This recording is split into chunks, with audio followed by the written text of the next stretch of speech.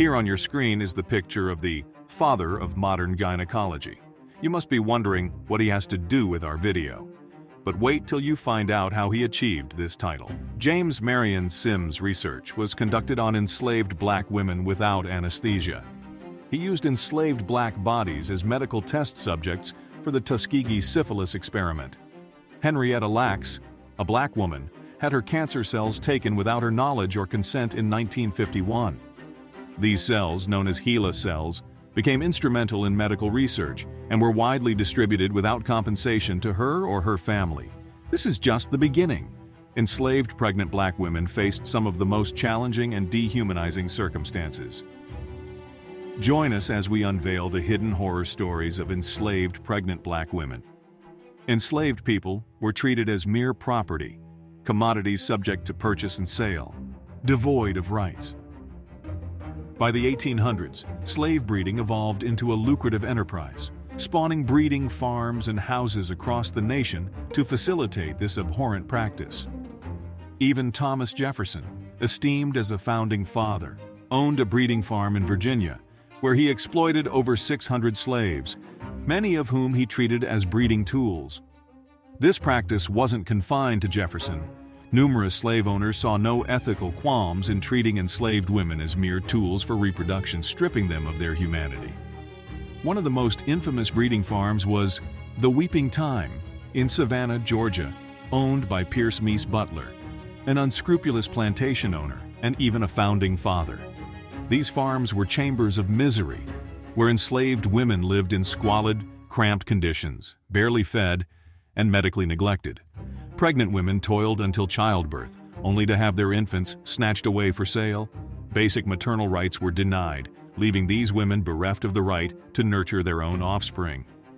The resounding narrative of Harriet Jacobs encapsulates the horrors endured by enslaved individuals. Trapped in North Carolina's chains, she bore a traumatic journey. Forced into a sexual entanglement with her owner, Harriet's pregnancy ensued. The owner's wife's envy fueled mistreatment, foreseeing a forthcoming loss. This dread propelled Harriet's escape, leading her to a constricted attic for 7 years. From that secluded vantage point, she bore witness to her children's growth. Yet Harriet's saga is just one facet of the harrowing experiences of enslaved women in the United States. These women weren't merely subject to orchestrated breeding for optimal offspring. They were stripped of their maternal rights. Inhumane childbirth practices scarred them, birthing on plantation floors and enduring ruthless procedures resulting in injury, infection, and even death. The horrifying pelvic breaking procedure aimed to widen the birth canal, causing irreparable harm. Brutal methods, including birthing chairs designed to constrain and subdue, added to their torment. The anguish didn't conclude there. Pregnant women on breeding farms faced grimmer realities. They served as subjects for ghastly medical experiments, enduring surgical trials, testing new drugs, and contributing to medical research. Getting back to the father of modern gynecology, Sims. Sims, convinced of a perceived racial pain disparity, callously withheld anesthesia during his experiments on black women, conducting numerous surgeries on a single individual. Many aimed to treat complications like vesicovaginal fistulas, which cause incontinence after childbirth. Anarcha, a victim of this practice, suffered for years due to this condition caused by obstructed labor. Sims employed improvised tools, including a shoemaker's awl and a borrowed silver spoon, often leaving these women to suffer. Enslaved women, upon motherhood, had no authority over their offspring. These babies were treated not as their own, but as the property of white masters. Children were separated from their mothers shortly after weaning and sold off like commodities to other slave owners. Their upbringing was marked by abhorrent conditions, enduring grueling labor and lacking rights or freedom.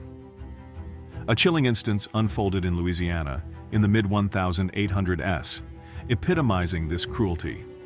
Plantation owner James H. Whitaker held a nursery for enslaved babies until they were marketable, subjecting them to grim living conditions. This practice extended beyond Whitaker, echoing throughout the South during slavery. Mothers helplessly watched their children torn away, condemned to grow up without love, hope, or familial bonds.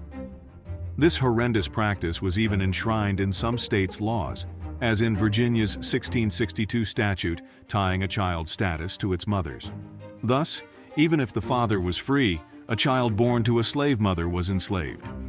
This law perpetuated systematic family separation, with over 400,000 children born to enslaved women in Virginia alone, many being forever severed from their families through sale.